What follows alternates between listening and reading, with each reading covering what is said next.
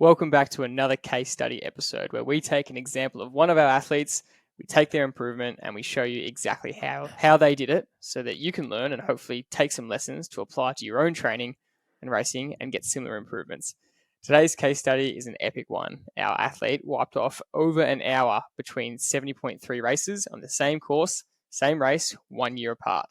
That just sounds extreme, but there was more nuances to this story of exactly how they wiped off over an hour in 1 year, which we can't wait to tell you about. So, Dad, the start of the story is an absolute classic. Can you introduce the story of Tommy for us and tell us how it all started? First of all, Tommy is just a genuinely great human being, and I know we say that a lot about all our athletes, and but he epitomises the type of athlete that we love. Very humble, willing to listen, trusting process, attention to detail, and just wanting to improve. So this is a great story. He finished the race in 2023 in Geelong, and he was in the change toilet block, and there happened to be another Trivelo athlete in the toilet block at the same time. And he's told me this story that, he obviously didn't look in a good way, and he'd had the worst event that he could ever imagine. He barely made it to the finish line, and I think I don't know who the other Trivelo athlete is. I'd love to find out who that is, but I'm grateful for his care. And he asked him if Tommy was okay, and he said, "No, not really." And then Tommy sort of said, "Well, I sort of saw all the Trivelo people really going well throughout the race and not struggling at all. And how do I get in contact with that person?" And the Trivelo athlete said, "I'll just call Gerard and you'll be right. Just go from there." And I think I think and he did. And he contacted me, and when I kind of looked at his race, and I just thought, oh, that's okay. I mean, he got there in the end, and because I don't know what type of an athlete he is when he rings up. I don't know if he's an athlete who performed at his best on the day or an athlete who performed terribly. As it turned out, a year later, that result was terrible compared to the ability that Tom has. And it's a great story. I love the outcome this year, being at the race and witnessing him with a big smile on his face coming through the finish line, absolutely nailing it. And you could not have seen a happier face. And it was great. It was a great experience for athlete and coach.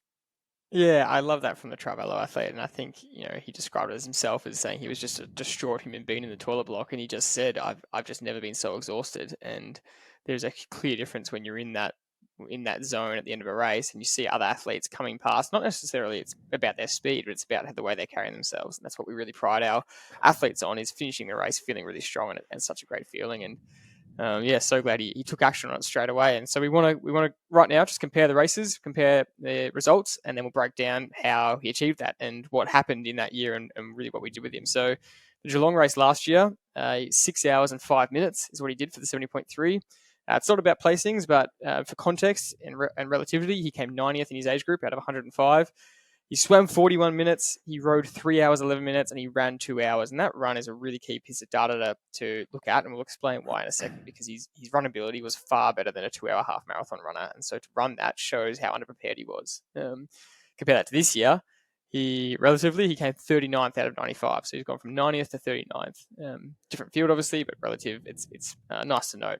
But he did 4 hours, 54 minutes 1 year later. The same course, always similar conditions. Actually, a lot of people went slower this year on the course. There was a bit more wind, swirly wind around.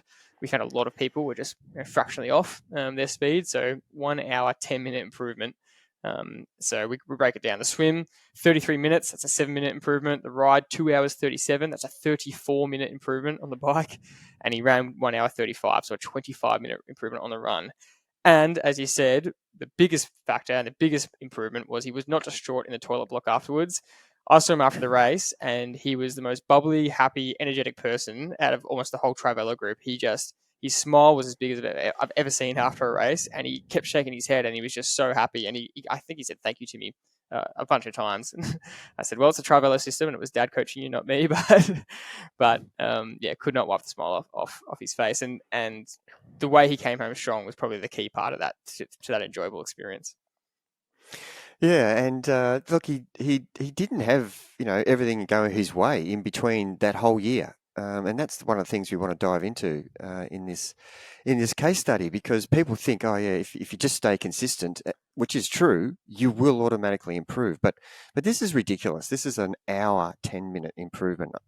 I've never seen this much improvement. Like, I'm pretty happy if people can get 5 minutes, or even 10 minutes is pretty amazing. And it's not like, as you're going to find out, it's not like he was an average runner. He could run 5K in 21 minutes.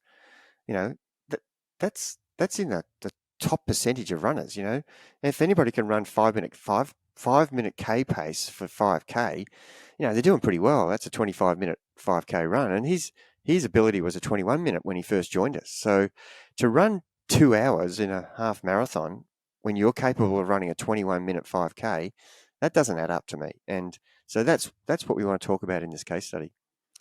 Yeah, for sure. I think we can kind of start there and break down the data. But I guess the one point I wanted to make before we dive into that was, once you did sign up, you got access to his previous training, which is always great to see when an athlete signs up and you look at where they're at now and kind of what they've done in the last block. And you were kind of shocked at what he'd done and actually how he finished the race based on what he'd done. So can you explain that for us? Because it's actually a really common thing we see with athletes. Yeah, and I suppose I was shocked at what he hadn't done. He hadn't really trained or prepared properly for that event. And I think it's easy to say, oh, I want to do the Geelong half Ironman, or I want to do a half Ironman around the world. And we've had athletes who've never done any triathlon sign up for a half Ironman. And we're okay with that if you give yourself enough time. But I don't think you really understand how hard it is, the training and what it's like on the day. And it's, if you're doing it just purely to test yourself, with the biggest challenge you'll have in most of your life, well, that's exactly what you're doing. If you're underprepared, it could be an excruciatingly uncomfortable day. And that's what he experienced, because he really was underprepared. And when I looked at the training, it really was very minimal training, spasmodic swimming at best. And, I think he felt probably that he was a reasonable runner. So that was his strength. So a little bit of running and a little bit of riding. And I think when he first joined the program and I put in front of him what his first week was after his testing week, I think he would have been quite shocked at the relentlessness of the sessions. And even though they were all reasonably easy sessions, because first of all, we want him just to get his body, because I'd seen he hadn't done any consistent training, was to get his body adapted to some consistency day after day. And I think that was a shock to him. Yeah, look, it's a conversation we have a lot, and it's a pattern we see a lot, where I'll just talk to any friend or someone that just says, "Oh, you're in triathlons. I'm going to do a half Ironman." And I don't want to push people when they're not asking questions. You don't want to be that person that tells people what to do, but I kind of politely ask, "Oh, what have you been doing? Tell me about your training." And then I hear what they're doing, and I just go, "Oh, you really are underprepared for this, and you kind of have no idea what's going to hit you." But it's not my place to say you haven't asked for help, so it's not my place to say what you need. But we definitely get athletes calling up, and they're at the beginner stage of their triathlon, and it's fine to be a little bit naive of what you need to be doing. That's why you're not a coach, or that's why you're not a triathlete. You don't know. No one's ever told you before. So it's fair enough reason to not know. But that naivety is almost dangerous, because people are really thinking that what they're doing is enough. And I think your words to me were that, you were shocked he actually made it through that race day in 6 hours, 5 minutes. It was an incredible mental effort to get through, given the lack of preparation. And so it's just a reminder for a lot of athletes that it is a big, big race, and it is dangerous to go in underprepared, and there's a lot more work than you think. Yeah, and I did learn something, that he's gutsy, because if you're struggling that much in an event like that, that's a good trait. And that's, for every negative experience, there's always a positive. Mm-hmm. And that was one I found was, oh geez, Tommy, he's a pretty gutsy guy. He can, no matter what the conditions, he will persevere at no matter what situation he finds himself in. So the first point you noticed was that, one, he had not done enough endurance, but you tested him in a 5K time trial and you found out he was actually a really good runner. He ran 21 minutes, 4:12 pace for his first 5K test. And so he could run 5 kilometers really well. He could ride an hour okay, but he did not have that endurance. And so that was a really interesting starting point. Yeah, and you can be confused a lot when you see someone's ability and you think, oh, that's great. And you would presume, and you should never do that in life. Don't presume anything. You should Mm. actually find the facts. And so to get him to run, an hour and a half or 2 hours, he just didn't have the ability to sustain a pace because he was good for 20 to 30 to 40 minutes at best. And the event he's training for was, in the end, it was a 2 hour run. So just because you can run 5K well doesn't mean you're going to transfer that across to, how we use our formulas, where 5K should, 21 minutes should equate to a 44-minute 10K, should equate to a 140 half marathon, should equate to a 3:10 marathon. Well, that's okay if you've done a lot of endurance work to make that formula work. But if you haven't done a lot of endurance work, then that's out the window. And that was the first thing I noticed. And so it was almost like, oh, okay, we need to really get your endurance up, and we can just forget about running fast. Let's get you running longer each week and adding on a small percentage to your duration only. Yeah, and I was just going to say, and the key thing, not only for his running, was for his bike as well. Yeah, I can ride, I can do 30, 40K. Well, can you do 50, 60, or can you do 80, 90, or can you do over 100? When's the last time you did, if your race time is 3 hours 11, a lot of your training should have been between 3 hours 30. And how many of those did you do? I couldn't find any. So, Yeah. that to me says that, that's what we need to do is just spend time getting your aerobic fitness up. And so that's what we got to work with straight away. And of course, he'd had such a bad experience in April. It was March in 2023. April, May, June, he was just on board with progressing himself. And we didn't throw him into a 3 hour ride straight away. We didn't throw him into an hour and a half run. It was just starting low duration and just adding time to it.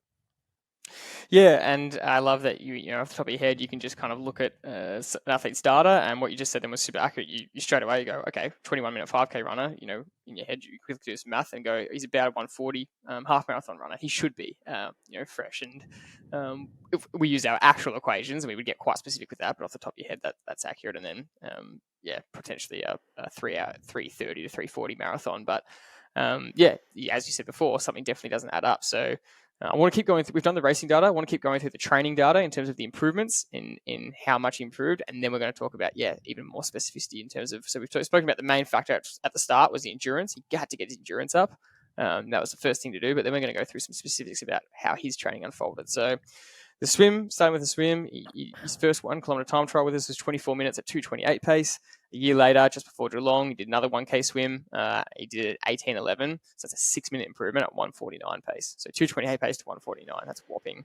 So his indoor FTP number went from 171 watts to 257 watts, almost a 100-watt increase over the space of a year. But more specifically, how did that translate to speed outdoors? This is really interesting. He went from 33 k's an hour for his 20-minute test outdoors to, honestly, he went to 37 k's an hour towards the back end of last year. But even since then, he went up to 42 k's an hour in his last test. And you kind of go, how does that math add up? How can he improve 5 kilometers an hour in that whole period with that big wattage increase? And then between the end of last year and Geelong, which was last month, he didn't improve his watts that much, but his speed dramatically went up. And that's because so many factors that we always talk about where you can get free speed is he got a bike fit, which is a massive difference. And he was just continuously learning and improving and making leaps into all the other factors that we talk about, how to ride the bike properly, how to execute better, ride the bike evenly with more speed, which results in a great average speed at the end. So that's a really important note. And then obviously his run, we mentioned it was 21-minute 5K at the start.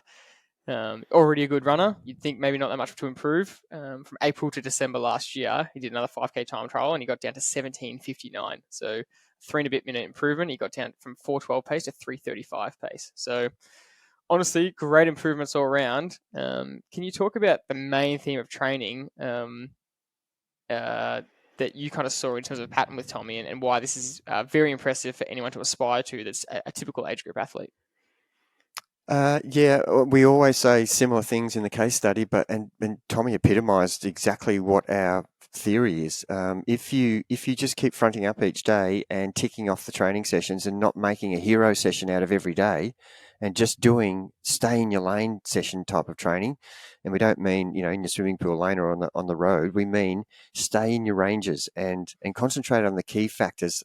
A being am I hitting the duration of the session? If the session's asking me to do an hour 10, did I do 45 minutes, or did I do 50 minutes, or did I do the hour 10? And every time you lessen the duration, you're missing out. And there could be a whole lot of reasons. You ran out of time to do the hour 10, and that's a legitimate reason where it's okay. If you can only do 45 minutes, then fine. We've talked about that many times. But simple little things like that, if they keep continually happening, then you're going to miss out on that aerobic fitness that we're trying to get. We're not pushing people to be professional athletes who train 7 days a week and who can ride 5 to 800K a week. We've only got 3 sessions as a triathlete to train in, and if you're only doing 20 minutes or 30 minutes midweek and only getting out of the 2-hour endurance ride, you're only getting 65 minutes. Each time you do that, you're missing out on a third of the duration time that the expectation is for next week to add on, and therefore your progression is so much slower. If you've got 5-10 years to progress to the athlete you want to be, fantastic. That's okay. There's no issue. But most people don't want 5 or 10 years to progress to the athlete they want to be. They want to be that athlete next week. And so the duration often gets overlooked, I think, as a key component of the improvement in your ability as an athlete. We talk about frequency a lot, being consistent. We talk about intensity a lot, how to manage each session with the intensity that's being asked of you. But we don't talk a lot about the duration. And it is a factor that people can implement better into their programs. Because one of our golden questions is, if someone's right at the last part of their preparation for a race, we would go, okay, we can tell you how you're going to go based on this golden question. What is your longest ride and run? And there's 2 factors to that. There is the endurance base phase part. So what's the longest base phase stuff you were doing? But then what's the longest race ready stuff you were doing? Like you said before, yeah, you're an okay time trialist, but what's the longest, race ready, half Ironman specific race pace bike TT you did? Was it 40K? Was it 60K? Was it 80K? Because it needs to be right up there. Same thing with the run. What's the longest half marathon run effort you did? Was it just a 10K time trial, or was it right up to the time you're expecting, an hour and a half, training run at 95% of your threshold pace, or 95% of your real race pace, really getting the most out of yourself. So that's a really key part of what you're talking about. And I guess I want to move into the consistency conversation, because this actually wasn't an example of a super consistent program. And that's really important for age groups to realize. We preach consistency as many episodes as we can, but this is an example of, he didn't have the consistency that we would love, but he didn't let the consistency give him huge gaps in the training. So we'll explain that for a few parts. But the first part is, he was actually out for 12 weeks with a foot injury. And so this is just a note to say that that's actually okay. He missed 12 weeks of running in that, and he still improved that much. That was actually a golden opportunity for him to then really focus on his cycling and his swimming, which he absolutely became such a stronger athlete in both those disciplines. Yeah, as you say, again, for every negative experience you have, there's going to be a positive outcome if you just find it. And so, okay, I can't run. Let's really put our heads down and see what we can do on the bike. And we added more bike sessions to replace the run, and really concentrated on his swimming, and got a lot of technique work from Brenton Ford at Effortless Swimming, and really concentrated on doing the program properly and getting the most out of his technique, and that improved him incredibly. But they're spending more time on the bike, not just doing hard sessions, but doing the other stuff where the zone 2 stuff is going to make your aerobic capacity much better. You're going to be able to sustain a lot more fatigue if you've got more time on the bike in your legs. And so that was a great opportunity. So there was one aspect was injury. The other aspect was he actually travelled a bit with his partner. So they ended up going to South America, and there was a whole chunk of time where he couldn't ride because he was in places where there was nowhere to ride, no hotel gyms to jump on.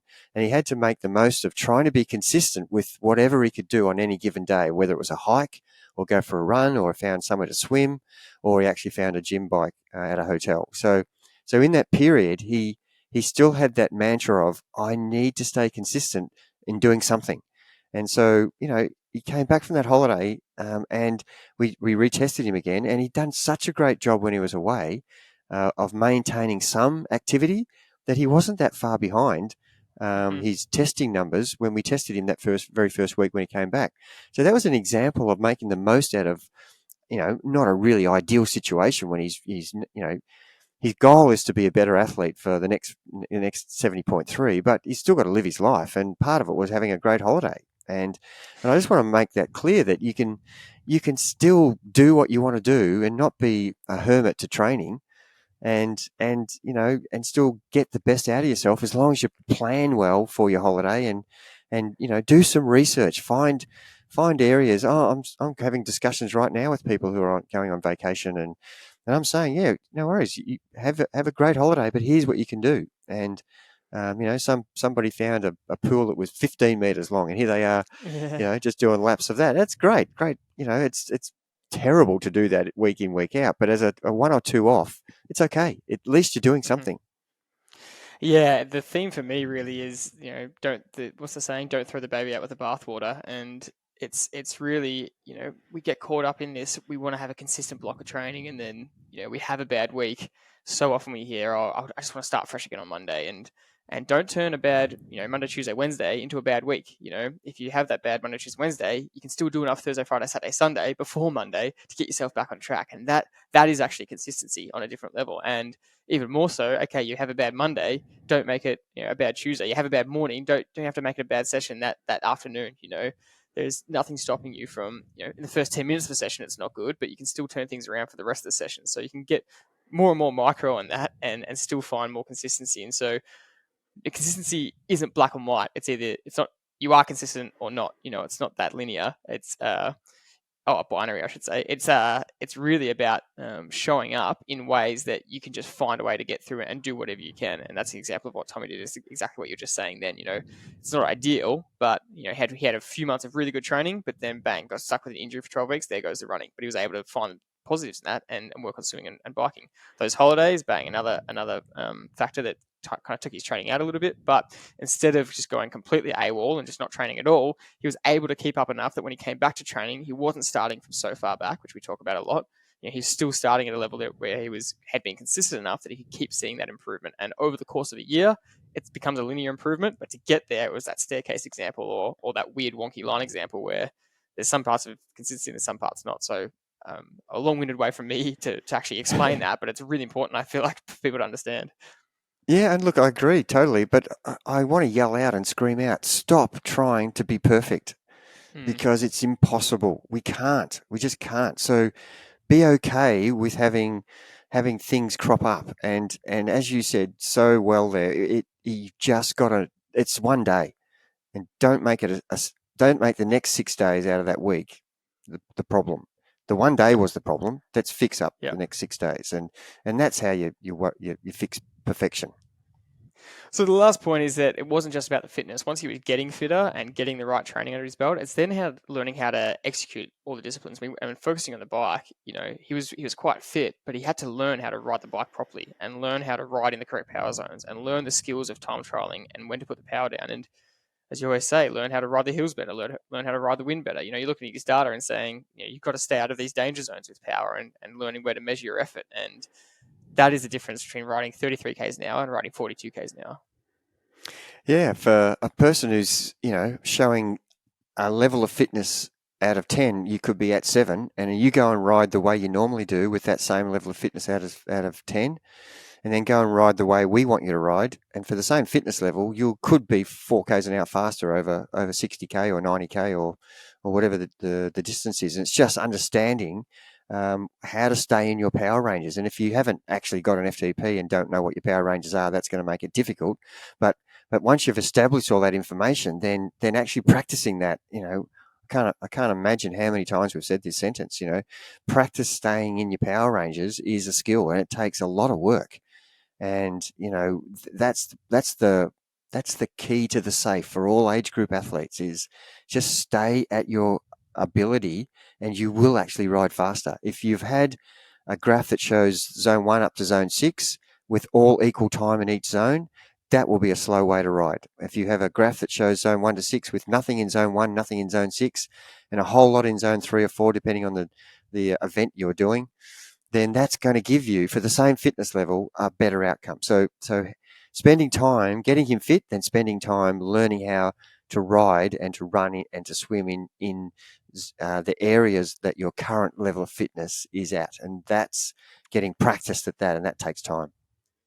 Yeah, look, the power distribution chart is a tool we're obsessed with because it breaks down, okay, you rode this power, but where were you putting down the power, and that's a big question to ask. And he was getting so much confidence from his race ready sessions where you were looking at it and you can say he's putting the power down at the right times and he's putting the right power down in the right areas. And we had an example last week of someone who we set them a power target and they hit that target perfectly in a long time trial, but it was a shocking performance. It was a horribly executed performance, and they left insane time on the table. So that just shows it's not about the number. They averaged the right number, but how they got that and how they distributed the power was completely wrong. And we have to say to them that's actually not the way we want to ride. And so that's hard for somebody to hear because just learning to look at power is hard enough. And then you go, well, I've ridden the right power. What am I supposed to do here? That's still wrong. And so yeah, it's a whole nother level of training and racing. And so I guess I want to conclude by saying this story is just a great example. This case study is a great example of what we actually normally see a lot of the time. It's never a smooth program, and so everyone's going to have interruptions. But if you just stick to it as much as you can, and you can still get the improvement if you just keep the long term in mind and not panicking about a lack of inconsistency in the short term or the micro level. Just when you were talking, I was just thinking this is an insane case study because I've never seen anybody improve in 12 months with the less than perfect program because of the things we've discussed to get such a massive improvement. I've just never seen anything like it, and I just want to make sure that people don't have that expectation that you will improve an hour. Have the expectation that you'll just be a better version of what you are currently at if you follow a lot of the the case study examples we're giving, and there'll be days where you're improving 2 or 3 minutes, then if as long as you're comparing apples with apples, and there'll be days where you're the same or fractionally worse, and it depends on how well prepared you are in the preceding time for that event. So as long as your progress is going in an upward direction, then you're going to have highs and lows. We've got examples of all the elite athletes around the world who are performing well in 1 month, and then 2 months later, they're 4 or 5 seconds over 1,500 meters slower. It depends on what stage they are in their program. So we all want to get to a race like Tommy did and have an improvement like that, but just be aware that it's not going to be as dramatic as that ever, I don't think. Yeah, that is the one problem with the case studies, and it's why we have tried to pick athletes with a range of different improvements because we don't want to just do the massive ones all the time. I actually had an athlete say to me recently after an FTP test they improved a whopping 25 watts or something, and we had just done a case study on someone that improved 40 watts, and they said to me, wasn't 40 watts, but I'm still happy with 25. And I was pretty riled up. I said, don't ever say that to me again. I never want to hear those words again. You're not comparing to a 40 watt increase. 25 is insane in a 6-week block. So 2.5 might be something that I would expect. If you can improve 3 watts over 6 weeks, you're doing well. But I want to reiterate that the thing I loved about Tommy was he was on board with the process, and he really wanted to learn and understand everything about the nuances of the training. And the more informed he was about the sessions that I was asking him to do, and asking questions, why are we doing this particular session, and then really understanding that if I go and do it this way, this is trusting the process because it's I saw those Triathlon athletes a year ago. Seemingly going well, and so I want to be that athlete, and sure enough, that's exactly what he experienced by doing it in training. He replicated everything he'd done in training on the day where he wanted it to happen, which is on the race day.